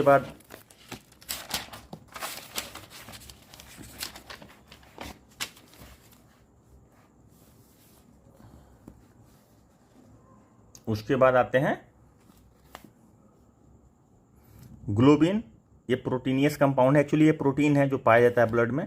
तो ब्लड में कौन सा प्रोटीन रहता है, ग्लोबिन प्रोटीन पाया जाता है। With heme it is extremely capable of combining with oxygen and carbon dioxide. ठीक है, तो ग्लोबिन जो प्रोटीन होता है, प्रोटीनियस कंपाउंड होता है, हीम के साथ मिलके ये ऑक्सीजन को और कार्बन डाइऑक्साइड के साथ बाइंडिंग करता है। ठीक है, ताकि उनका कैरी कर सके लंग्स से लेके बॉडी पार्ट्स तक और बॉडी पार्ट्स से लेके लंग्स तक उसको कैरी कर सके। ठीक है, अब रेस्पिरेशन में देखेंगे वो कैसे कैरी होता है। Iron compound found in haemoglobin as haematin. ठीक है, आयरन कंपाउंड पाया जाता है। Normal range of haemoglobin content in adult man is 17.5 gram per 100 ml of blood. 15 या उससे ऊपर माना जाता है कि स्टैंडर्ड होता है, लेकिन यहाँ पे 17 लिखा हुआ है तो 17 हम लोग याद रखेंगे। Main function of RBC is to carry oxygen from the lungs to all cell of the body and bring back carbon dioxide. मतलब आरबीसी का जो मेन काम होता है वो क्या करता है कि लंग्स से ऑक्सीजन को लेता है और पूरे बॉडी पार्ट्स को फैलाता है, बॉडी पार्ट्स में फैलाता है, और जहाँ जहाँ ऑक्सीजन देता है वहाँ वहाँ से CO2 एक्सचेंज के थ्रू, डिफ्यूज़न के थ्रू CO2 अपने पास लेता है और ऑक्सीजन छोड़ता है, रिलीज कर देता है। ठीक है, और उसको लंग्स तक पहुंचाता है। फिर लंग्स में क्या होता है कि एक्सचेंज होता है, गैसियस एक्सचेंज जिसको बोलते हैं, और वहाँ पे ऑक्सीजन अंदर जाता है, मतलब ब्लड में जाता है, और वहाँ से कार्बन डाइऑक्साइड बाहर आ जाता है। तो ये काम है कैरी करना ऑक्सीजन का आरबीसी का। Anaemia disease is cause due to the deficiency of haemoglobin, ये जो हम लोग बात कर रहे थे। At the time of sleeping RBC reduces 5% and people who are at height of 200 metre RBC increases by 30% in them. तो स्लीपिंग के समय आरबीसी 5% से कम हो जाता है, और जो लोग 4200 मीटर से ऊपर रहते हैं, मतलब हाइट की बात कर रहे हैं, एल्टीट्यूड की बात कर रहे हैं, तो उनमें आरबीसी का जो कंटेंट होता है 30% तक बढ़ जाता है। क्यों भाई बढ़ जाता है? क्योंकि ऊपर में ऑक्सीजन कम मिलता है, तो कम मिलता है तो ज़्यादा हीमोग्लोबिन रहेगा, तो ज़्यादा कैरी कर पाएगा ऑक्सीजन को, तो कंपेंसेट कर देगा बॉडी के रिक्वायरमेंट को, इसलिए आरबीसी इंक्रीज हो जाता है। Number of RBC measured by an instrument is called haemocytometer. Number of RBC जो इंस्ट्रूमेंट से काउंट किया जाता है हीमोसाइटोमीटर बोलते हैं। अच्छा, आप लोग ये देखे होंगे कि हिल के एरिया में जो लोग रहते हैं, मोस्टली जो हिली एरिया में, हाई एल्टीट्यूड एरिया में रहते हैं, हाई ऊंचाई पे जगह पे रहते हैं, उनके स्किन ना गोरा तो होता ही है, साथ साथ वो ज़्यादा रेडिश टाइप का होता है, पिंक टाइप का होता है, मतलब ऐसा लगता है जैसे ब्लड बहुत चमक रहा है। वो इसीलिए कि आरबीसी का कंटेंट उनमें ज़्यादा होता है ड्यू टू हाइट की वजह से, कि ऑक्सीजन का आपूर्ति बॉडी को हो सके। In the adult man it's number range from 4 to 5 million पर क्यूबिक मिलीमीटर। 4 to 5 मिलियन पर क्यूबिक मिलीमीटर। अब चलिए वाइट ब्लड कैप्सूल्स, ये भी बहुत इंपॉर्टेंट पार्ट है। यहाँ से इनफैक्ट हर कुछ बहुत ज़्यादा इंपॉर्टेंट होता है। इसको WBC को हम लोग क्या बोलते हैं? ल्यूकोसाइट भी बोलते हैं, क्योंकि ये कलरलेस होता है। ये अम्बीबा के शेप का होता है, याद रखेंगे, और कलरलेस होता है, इसलिए ल्यूकोसाइट बोलते हैं। Its formation takes place in bone marrow, ये भी बोन मीरो में बनता है, और आरबीसी बोन मीरो में बनता है। Lymph node and sometimes in liver and spleen, ये हर जगह बनता है। लिम्फ नोड में भी बनता है, कभी कभी लीवर और स्प्लीन में भी बनता है, और बोन मीरो में ये बनता है। इसका जो लाइफ स्पेन होता है 13 से 20 दिन के अंदर होता है, और 20 से 120 दिन होता है आरबीसी का। नॉर्मल रेंज ऑफ यूजुअली 4000 से 11000 पर क्यूबिक मिलीमीटर होता है। वो 4 से 5 मिलियन होता है, ये 4000 से 5, 4000 से 11000 होता है। उसके बाद nucleus is present in the WBC में न्यूक्लियस होता है, आरबीसी में नहीं होता है। मैं कंपेरिजन इसलिए कर रहा हूँ ताकि आपको कन्फ्यूजन नहीं हो। जो लोग बायोलॉजी बैकग्राउंड के नहीं हैं उनको कन्फ्यूजन बहुत रहता है, खासतौर पे जो लोग इंजीनियरिंग बैकग्राउंड के रहते हैं उनको तो और कन्फ्यूजन रहता है, इसलिए मैं कंपेयर करते चलता हूँ। Its main function is to protect body from the disease, मतलब ये इम्यूनिटी सिस्टम के लिए काम करता है, इम्यूनिटी प्रोवाइड करता है बॉडी को। द रेशियो ऑफ आरबीसी से WBC का जो रेशियो 600:1 होता है, ठीक है ना। हर एक 600 आरबीसी पे एक WBC होता है। About 60 to 70% parts of WBC is made up of neutrophils, ठीक है ना, capsules which help in engulfing disease causing micro organism and bacteria. Neutrophils जो होता है वो क्या करता है, बैक्टीरिया को या डिजीज काउजिंग जो भी ऑर्गेनिज्म होता है सीधे के सीधे इनगल्फ, मतलब कि निगल जाता है, ठीक है। तो उसमें जो WBC में जो सबसे ज़्यादा होता है वो होता है क्या, न्यूट्रोफाइल्स। उसके बाद lymphocytes are the type of leucocyte formed in the bone marrow. Lymphocyte जो होता है वो बोन मीरो में बनता है। उसके बाद आता है ब्लड प्लेटलेट्स और थ्रोम्बोसाइट्स, इसका दूसरा नाम थ्रोम्बोसाइट्स भी है, ब्लड प्लेटलेट्स। डेंगू में प्लेटलेट्स घट जाता है ना, तो found only in the bone of blood of human and other mammal और bone of blood of human में ही पाया जाता है क्या, प्लेटलेट्स और thrombocytes. There is no nucleus, इसमें भी न्यूक्लियस नहीं होता है, यानी कि न्यूक्लियस WBC में होता है सिर्फ, आरबीसी और प्लेटलेट्स में न्यूक्लियस नहीं होता है। Its formation takes place in bone marrow, bone marrow में आरबीसी भी फॉर्म करता है, और बोन मीरो में सिर्फ प्लेटलेट्स, ये ब्लड प्लेटलेट्स भी फॉर्म करता है, यानी बोन मीरो में सबका सब फॉर्म करता है, ठीक है। लेकिन WBC उसके अलावा लिम्फ नोड और लीवर स्प्लीन में भी फॉर्म होता है। इसका लाइफ स्पेन 8 से 9 दिन होता है, और नॉर्मल प्लेटलेट्स काउंट होता है 1.5 लाख से 4.5 लाख पर क्यूबिक मिलीमीटर, और आरबीसी का काउंट जो होता है वो क्या बोलते हैं कि 4 मिलियन से 5 मिलियन होता है, ठीक है, नहीं 40 लाख से 50 लाख होता है। Its main function is to help in clotting of the blood platelets का काम होता है क्लॉटिंग में हेल्प करता है। डेंगू फीवर प्लेटलेट्स रिड्यूस हो जाता है, जो हम अभी बोल रहे थे, या आप हम लोग सब लोग सुने हुए भी है कि डेंगू में प्लेटलेट्स कम हो जाता है, तो ये वही प्लेटलेट्स है। अब ब्लड का फंक्शन देखिए, मतलब ब्लड एज ए होल, अब हम ये आरबीसी पढ़ लिए, डब्ल्यूबीसी पढ़ लिए, ब्लड प्लेटलेट्स पढ़ लिए। अब ब्लड एज ए होल का फंक्शन देखते हैं। It controls the temperature of body and to protect the body from disease. ठीक है, जाहिर सी बात है, लैम्फोसाइट है इसमें, ल्यूकोसाइट जो है डब्ल्यूबीसी वो डिजीज को कंट्रोल करता है। ये बॉडी टेम्परेचर रेगुलेट करता है। नॉर्मल बॉडी टेम्परेचर कितना होता है 98.4 या 5 डिग्री फ़ारेनहाइट बोलिए या 37 डिग्री, ये हम पहले ही बता चुके हैं, यहाँ भी लिखा भी हुआ है। Clotting of blood is called coagulation. इस टर्म को याद रखिएगा, पूछता है ब्लड क्लॉटिंग के प्रोसेस को क्या बोलते हैं, कोगुलेशन बोलते हैं। ठीक है, transportation of O2 CO2 digested food hormones excretory material etcetera जो है, ये सारा का सारा काम ब्लड का है। यानी कि ब्लड में प्लाज्मा क्या करता है, digested food hormones excretory material का करता है, CO2 O2 का WBC RBC करता है ट्रांसपोर्टेशन, और आपका क्या बोलते हैं डिजीज से लड़ने का क्षमता WBC देता है। उसके बाद to help in stabilising coordination among the different body part, stabilise करता है कोऑर्डिनेशन को डिफरेंट बॉडी पार्ट में। और क्लॉटिंग ऑफ ब्लड कैसे होता है, तो क्लॉटिंग ऑफ ब्लड अब देखते हैं, बहुत इंपॉर्टेंट पार्ट ये भी है। 3 important reaction during the clotting of blood, 3 important reaction होता है। क्या होता है, thromboplastin plus prothrombin plus calcium मिला के थ्रोम्बिन बनता है। थ्रोम्बोप्लास्टिन, प्रोथ्रोम्बिन और कैल्शियम तीनों मिलके थ्रोम्बिन बनता है, और थ्रोम्बिन फाइब्रिनोजेन के साथ मिलके फाइब्रिन बनाता है, और फाइब्रिन ब्लड कैप्सूल के साथ मिलके क्लॉटिंग कर देता है। यही प्रोसेस है तीनों। इसमें बहुत सारा फैक्टर, 13 फैक्टर है इसमें, ब्लड क्लॉटिंग में बहुत सारा फैक्टर काम करता है, मतलब बहुत सारा चीज़ काम करता है जिसमें 13 फैक्टर होता है।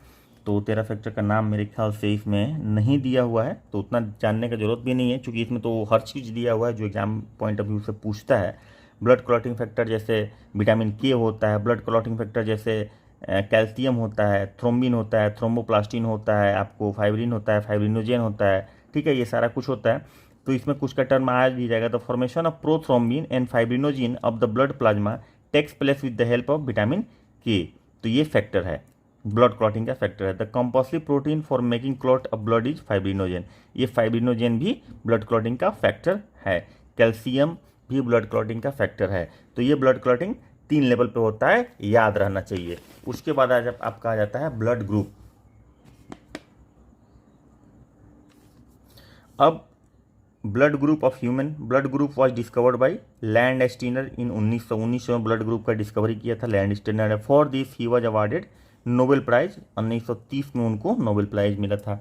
ठीक है, तो लैंड स्टीनर को किस बात के लिए नोबेल प्राइज मिला था, उन्होंने ब्लड ग्रुप ह्यूमन का खोजा था या डिस्कवर किया था उसके लिए। The main reason behind the difference in the blood of human is glycoprotein, जो डिफरेंस होता है बेसिक वो ग्लाइकोप्रोटीन का होता है, which is found in red blood capsules called antigen.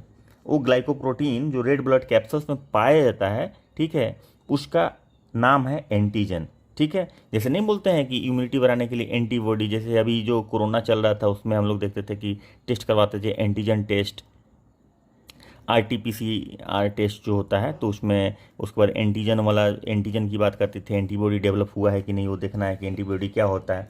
तो वो जो सारा है यहाँ पे एक्सप्लेन आपका हो जाएगा। एंटीजन 2 तरह का होता है, एंटीजन ए होता है और एंटीजन बी होता है। ये क्या है, एंटीजन ग्लाइकोप्रोटीन है जो RBC में पाया जाता है।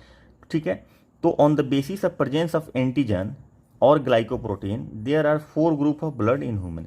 अब एंटीजन ए और एंटीजन बी का प्रेजेंस जो है ब्लड में, ठीक है ना, उसके बेसिस पे 4 ब्लड ग्रुप बनता है। अगर एंटीजन ए है तो ब्लड ग्रुप ए कहलाएगा, अगर बी है तो ब्लड ग्रुप बी कहलाएगा, अगर दोनों है तो ब्लड ग्रुप ए बी कहलाएगा, और दोनों में से कोई नहीं है तो क्या कहलाएगा, ब्लड ग्रुप ओ कहलाएगा। The opposite type of protein which is found in blood plasma this is called antibody. This is also of 2 type, antibody A small वाला और एंटीबॉडी बी स्मॉल वाला। Therefore with the 4 group of blood division of antibody is as under। ठीक है, तो ये opposite हो जाता है। होता क्या है कि अगर एंटीजन है ए, ठीक है, तो उसका एंटीबॉडी बी हो जाएगा, अगर एंटीजन बी है तो उसका एंटीबॉडी ए हो जाएगा। कहने का मतलब है कि अगर एंटीजन ए है तो एंटीजन ए जिसको अलाउ करेगा उसी को अलाउ करेगा, एंटीबॉडी बी को अलाउ नहीं करेगा, मतलब एंटीबॉडी बी बन जाएगा। ठीक है, तो बी को रिसीव वो नहीं करेगा। तो देखिए ब्लड ग्रुप अगर ए है तो एंटीजन सिर्फ ए पाया जाएगा, ठीक है, तो उसका एंटीबॉडी ओनली बी होगा प्लाज्मा में, ठीक है। ये आरबीसी में होगा एंटीजन और प्लाज्मा में उसका एंटीबॉडी बन जाएगा और वो बी बन जाएगा। जैसे कि कोरोना का जो वायरस है कोविड-19 अगर ब्लड में गया तो वो एंटीजन की तरह काम करेगा, ठीक है। और वो उसके प्रेजेंस, अगर वो डेड है, इनएक्टिव है, ठीक है, तो उसके एगेंस्ट में एंटीबॉडी बन जाएगा, ठीक है। तो उसके एगेंस्ट में एंटीबॉडी बनेगा, वो एंटीबॉडी क्या करेगा, जैसे जो हम लोग वैक्सीन ले रहे हैं, तो वैक्सीन ले रहे हैं मतलब इनएक्टिवेटेड कोरोना का वायरस ही दिया जा रहा है। इनएक्टिवेटेड, जो एक्टिव नहीं है, जैसे पोलियो में भी जो एक्टिव वायरस नहीं है उसको डीएक्टिवेट करके वायरस को दिया जाता है, ताकि वो एक्टिव कभी नहीं होगा। ऐसा नहीं कोई एक्टिव हो जाएगा, एक्टिव कभी नहीं होगा, लेकिन उसको देने से क्या होगा, वो तो बॉडी पे हार्म करेगा नहीं, क्योंकि वो तो डीएक्टिवेटेड है, ठीक है। लेकिन उसके प्रेजेंस की वजह से हमारा जो बॉडी का जो इम्यूनिटी सिस्टम है वो क्या उसको देखेगा कि अरे ये तो एंटीजन आ गया, अब इसके अगेंस्ट में एंटीबॉडी बनाओ। तो बॉडी को थोड़ा टाइम मिल जाएगा और एंटीबॉडी बना देगा। एंटीबॉडी बनाएगा क्या, कोविड-19 के अगेंस्ट में एंटीबॉडी बनाएगा, जैसे पोलियो के अगेंस्ट में एंटीबॉडी बनाएगा, तो उसका अपोजिट बना देगा कि उसको खाने लगेगा, ठीक है। अब एंटीबॉडी बन गया, अब रियली में अगर कोई वायरस आके अटैक करता है तो एंटीबॉडी पहले से तैयार है, उसको खा जाएगा या मार देगा या इनगल्फ कर जाएगा, जो भी करेगा। तो एंटीबॉडी का ये काम है, डिफेंस सिस्टम का ये काम करता है। तो ब्लड ग्रुप ए में एंटीजन ए होगा और उसका एंटीबॉडी बी होगा, ठीक है। उसके बाद ब्लड ग्रुप बी में एंटीजन बी होगा और एंटीबॉडी ए हो जाएगा। दोनों में एंटीजन ए और बी दोनों होगा और एंटीबॉडी इसका कुछ भी नहीं होगा। और ब्लड ग्रुप ओ में एंटीजन तो होता ही नहीं है, तो इसमें एंटीबॉडी ए और बी दोनों हो जाएगा। अगर सिर्फ हम ब्लड की बात करें तो ए जो है ब्लड ग्रुप किससे ले सकता है, तो ये बी से नहीं ले सकता है, जब भी लेगा तो ए से लेगा, ठीक है। बी सिर्फ बी से ले सकता है। ए बी एंटीबॉडी क्या है, यहाँ पे एब्सेंट दिख रहा है ना, एंटीबॉडी तो है ही नहीं, चूंकि यहाँ पे दोनों एंटीजन है, तो एंटीजन क्या बनाएगा इसका या फिर इसका, अगर ए है तो बी का बी बनाएगा और बी है तो ए बनाएगा, लेकिन दोनों है तो एंटीबॉडी बनाएगा ही नहीं। तो ये किसी से भी ले लेगा ब्लड। कौन ले लेगा, ए बी किसी से भी ले सकता है, ठीक है। और वो एंटीजन है ही नहीं, तो दोनों एंटीबॉडी है, ठीक है। तो एंटीबॉडी है तो ये ब्लड ले ही नहीं सकता है, क्योंकि एंटीबॉडी इसके पास दोनों है। कोई भी ब्लड लेगा इसको ओ छोड़ के, मतलब ओ ब्लड ग्रुप छोड़ के हम बोल रहे हैं लेने का बात, ठीक है। तो दूसरे से ले ही नहीं सकता है, सिर्फ ओ से ही ले सकता है। और उसमें भी ये सिर्फ ओ से ले सकता है, लेकिन ये दे किसी को भी सकता है, क्योंकि इसके पास एंटीजन नहीं है। तो ये यूनिवर्सल डोनर होता है और ए बी जो होता है यूनिवर्सल एक्सेप्टर होता है ब्लड ग्रुप। आगे कहीं होगा लिखा हुआ। एंटीजन, हाँ, antigen A and antibody A, antigen B and antibody B can not live together, ठीक है, एक साथ नहीं रह सकते। In case of so happen this gets most sticky which spoil the blood, this is called agglutination of the blood. मतलब अगर गलत ब्लड चढ़ा दिया गया तो वो ब्लड एग्लूटिनेशन हो जाएगा, स्पॉइल हो जाएगा ब्लड, और डेथ भी हो सकता है। Therefore in blood transfusion adjustment of antibody and antigen should be done carefully so that agglutination of the blood do not takes place. अब देखिए यहाँ पे blood group O is called universal donor, देखिए यहाँ पे आ गया ना, ये किसी को भी दे सकता है क्योंकि इसके पास कोई एंटीजन नहीं है, एंटीजन नहीं है तो सिर्फ एंटीबॉडी है, तो दे सकता है, ले नहीं सकता है, because it does not contain any antigen, antigen है ही नहीं इसके पास। उसके बाद ब्लड ग्रुप ए बी जो है यूनिवर्सल एक्सेप्टर होता है, रिसेप्टर या एक्सेप्टर जो बोलिए, ठीक है, क्योंकि इसके पास कोई एंटीबॉडी नहीं है। उसके बाद एक नया फॉर्म आया, उसके मतलब फर्दर डेवलपमेंट के बाद, कि RH फैक्टर का, रिसस मंकी एक था, उसमें एक फैक्टर पाया गया था उसके ब्लड में 1940 में, लैंडस्टीनर के and Wiener discover different type of antigen in the blood, they discovered it in rhesus monkey, ठीक है ना, इसलिए RH रिसस से ही लिया हुआ है, ये टर्म रिसस से ही लिया हुआ है। तो कभी पूछता है RH का फैक्टर कहाँ से लिया गया, therefore it is called RH factor in the blood of the dead person it is found, therefore blood is called RH positive. अगर ये पाया जाता है तो RH पॉजिटिव है, और ये पाया जाता है जैसे कि A पॉजिटिव A निगेटिव जो बोलते हैं, तो A मतलब कि एंटीजन A प्रेजेंट है और RH फैक्टर है तो A पॉजिटिव हो गया, RH फैक्टर नहीं है तो A निगेटिव हो गया। RH positive and the blood of that person it is not found, it is called RH negative, ठीक है ना। Eight the time of blood transfusion RH factor is also tested. RH factor भी test किया जाता है blood में antigen test करने के साथ साथ। RH positive is given to RH positive, RH negative is given to RH negative blood only. मतलब अगर पॉजिटिव है तो पॉजिटिव को ही दे सकते हैं, निगेटिव है तो निगेटिव को ही दे सकते हैं। If the blood of RH positive blood group is transferred to a person with RH negative blood group, then due to less quantity for the first time there does not seem any bad effect, but if this process is repeated then due to agglutination the person with RH negative group die। ठीक है, अभी होगा क्या कि जब RH positive factor है उसमें और उसको RH निगेटिव ब्लड दिया गया या RH पॉजिटिव वाला ब्लड चढ़ा दिया गया RH निगेटिव वाले आदमी को, तो थोड़ा सा रहता है बॉडी में 7 लीटर ब्लड है, उसमें अगर 300 ml चढ़ाया गया तो पहली बार में तो कुछ खास नहीं असर पड़ेगा, लेकिन अगर 2-3 बार ऐसा रिपीट कर दिया गया तो ये मुश्किल काउज करेगा, एग्लूटिनेशन काउज कर सकता है और पर्सन मर सकता है। ठीक है, तो इसीलिए कहा जाता है कि भाई ब्लड टेस्ट करके चढ़वाओ। इरिथ्रोब्लास्टोसिस फिटालिस, इरिथ्रोब्लास्टोसिस फिटालिस जो है ये टर्म भी पूछता है, बहुत बार पूछता है, ये क्या होता है। तो इरिथ्रोसाइट डेथ कर जाता है, मतलब कि ब्लड स्पॉइल कर जाता है किसमें, फीटस में, मतलब जो भ्रूण होता है, बच्चा जो पेट में रहता है, तो 9 महीना तो शुरुआत के 3 महीना में ही ऐसा होने लगता है। तो आगे देखते हैं क्या, if the father of blood is RH positive and the mother blood is RH negative then the child would be born die at the pregnancy or short span of time after the birth. This happen in case of second issue. देखो erythroblastosis fetalis क्या होता है कि अगर RH positive father है, if the father's blood is RH positive and the mother's blood is RH negative then child to be born die at pregnancy or short span of time after the birth. ठीक है, अगर RH positive है father और RH negative है mother, तो चूंकि mother के ही कोख में बच्चा पलता है, ठीक है, तो नेगेटिव बहुत ज़्यादा है और पॉजिटिव उसको चढ़ा दिया गया, तो पहले प्रेगनेंसी में ऐसा नहीं होगा। ये सेकंड प्रेगनेंसी लिखा है ना, क्योंकि जब तक वो एंटीबॉडी बनाएगा तब तक चाइल्ड का बर्थ हो जाएगा और उसको कुछ नहीं होगा, लेकिन नेक्स्ट प्रेगनेंसी में एंटीबॉडी भर भर के उसके बॉडी में रहेगा, किसके, मदर के बॉडी में। ठीक है, तो कंसीव होने के फर्स्ट ही ट्राइमेस्टर में वो तो या तो ख़त्म हो जाएगा या फिर अगर किसी भी तरह से बच गया तो वो very short span of after birth उसका डेथ हो जाएगा। इस टर्म को जो फीटस का जो होता है ना, भ्रूण का जो मर जाता है, उसी टर्म को बोलते हैं जो बच्चा मर जाता है, ये ब्लड ट्रांसफ्यूजन की वजह से RH पॉजिटिव फादर और RH नेगेटिव मदर, तो उसको इरिथ्रोब्लास्टोसिस फिटालिस उस इवेंट को बोलते हैं। अब देखिए कि पॉसिबल ब्लड ग्रुप क्या हो सकता है मदर फादर का ब्लड ग्रुप के रिस्पेक्ट में। तो possible blood group of the child on the basis of blood group of mother and father. ठीक है, blood group of mother and father, अगर मदर और फादर दोनों का O है तो एक्सपेक्टेड ब्लड ग्रुप O होगा। ठीक है, और ए बी और AB ये तीनों हो ही नहीं सकता है।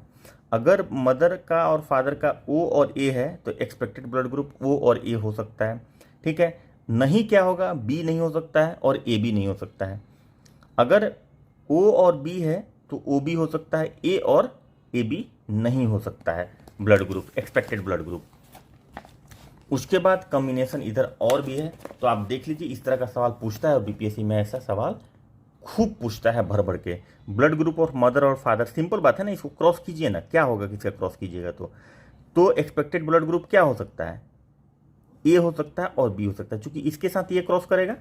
ठीक है, यहाँ तो एक ही गैमिट बनेगा। गैमिट हम यहाँ पे इसलिए बोल रहे हैं कि समझने के लिए, यहाँ पे O ऐसे कर दीजिए। O का मतलब सिर्फ O नहीं होता है, O होता है, तो O को A से क्रॉस कर जाएगा, ये एक बन सकता है, नहीं तो B O से करेगा, तो क्या बनेगा, A बनेगा या B बनेगा चाइल्ड में।